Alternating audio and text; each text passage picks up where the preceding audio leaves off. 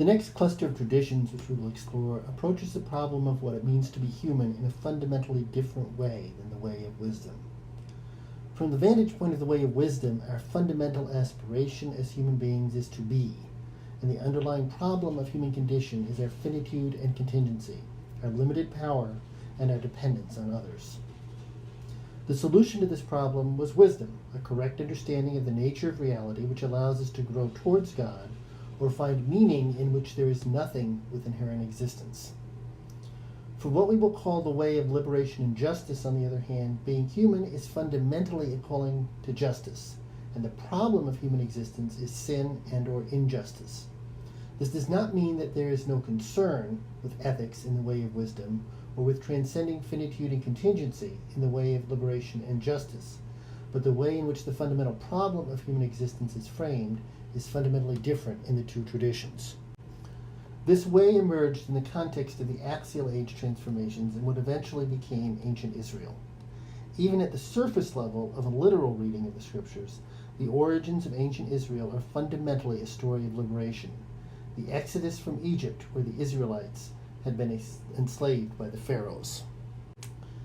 In the 19th century, scholars began to try to analyze the history of ancient Israel using the methods of historical criticism. There was a tendency to dismiss this story in large part because there simply is no archaeological or other extra-biblical evidence for 600,000 people marching out of Egypt, crossing the Sinai Desert, and conquering Canaan in one fell swoop. Instead, ancient Israel was theorized as a cluster of migrating semi-nomadic pastoralists who filtered into Canaan and gradually gained hegemony over a period of some 200 years or more.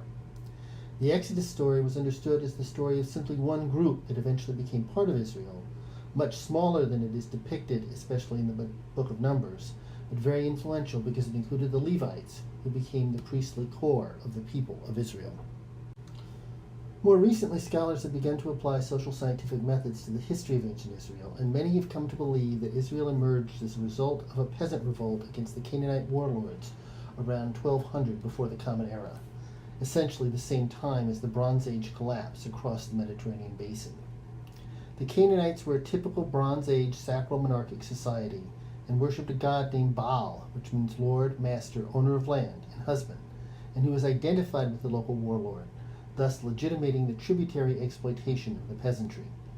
The Canaanites were, in turn, subject to the Egyptians, who, among other things, required them to send forced labor levies to work on pyramids, palaces, and temples.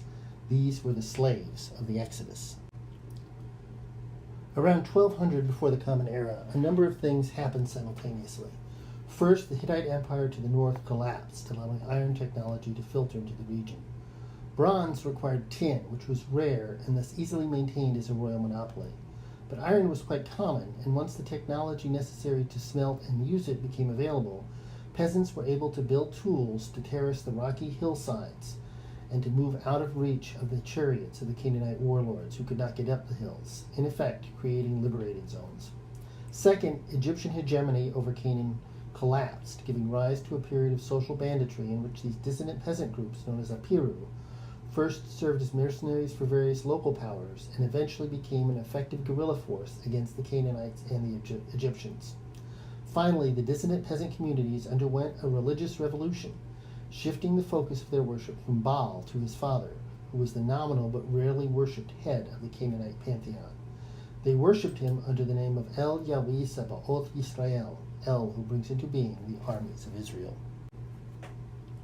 According to this account, a group of intellectuals with experience in Egypt, probably elite forced laborers who served as scribes or tutors, had been exposed to early movements towards monotheism in Egypt, and they seized on this trend to forge a new cult centered around El, who they now understood using the Tetragrammaton, or four-letter name. This name, which was pronounced only by the high priest, only during the pilgrim feasts, and only in the Holy of Holies, is the causative form of the verb to be. It should thus be understood and translated as something like the power of being as such. This theory has the added advantage of explaining the fact that while a wholesale conquest of Canaan is not supported by the archaeological evidence, we do have evidence for the sudden destruction of a number of Canaanite cities, Jericho among them. We also find literary support for this hypothesis in the Song of Deborah, Judges 5, which scholars now know to be the oldest text in the Hebrew Scriptures. The new society which emerged was characterized by a number of laws which were designed to limit exploitation and inequality.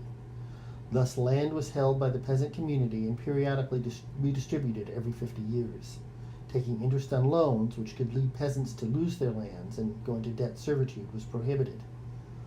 And earliest Israel, up to around 1000 before the Common Era, resisted the formation of a monarchy, as that institution required by its very nature the systematic extraction of surplus from peasant communities to support a standing army and a temple complex.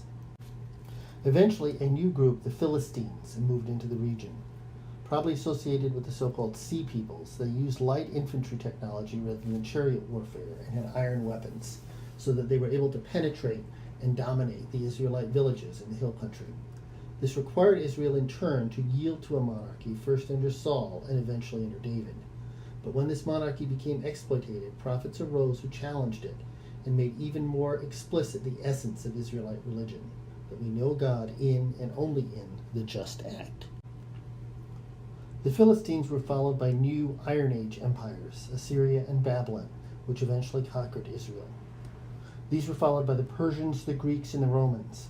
With the exception of a few brief periods, Israel will not regain its independence until 1949.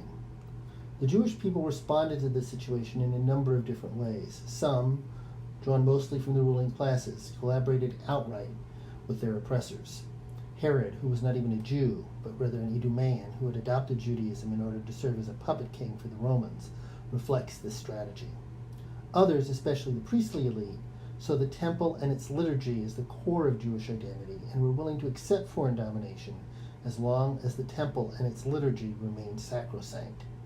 This was typical of the party that eventually became known as the Sadducees.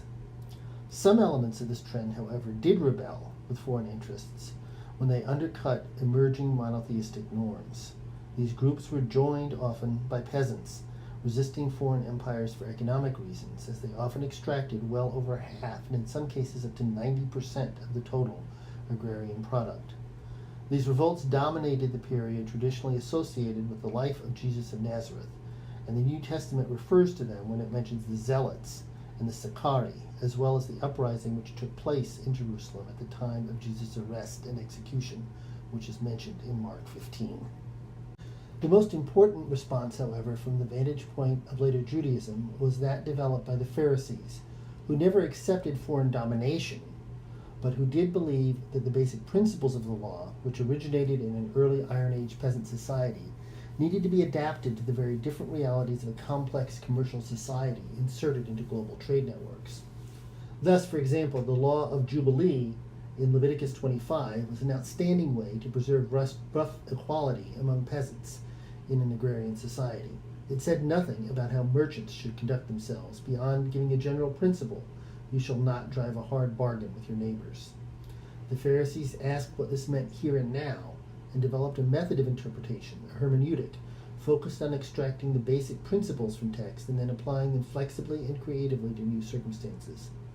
While the Pharisees did not reject the temple, this approach allowed them to forge a way forward for the Jewish people after the Romans destroyed the temple during the Jewish War in 70 of the Common Era.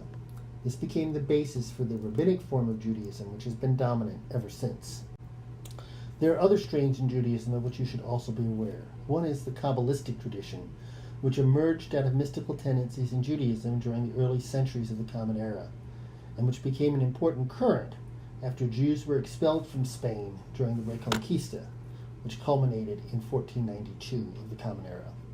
Kabbalah teaches the idea that the universe could not contain the divine presence, which had to withdraw so that anything could exist at all. This resulted in a rupture in the very fabric of the cosmos, which it is our task to repair. Ethical conduct and the struggle for a just society are part of this work of tikkun olam, or the mending of the universe. But the Kabbalists also developed various rituals which act directly on the structure of the universe and the various emanations of the divine in order to advance the process. Kabbalism is not an alternative to Rabbinic Judaism, but presupposes and builds on it.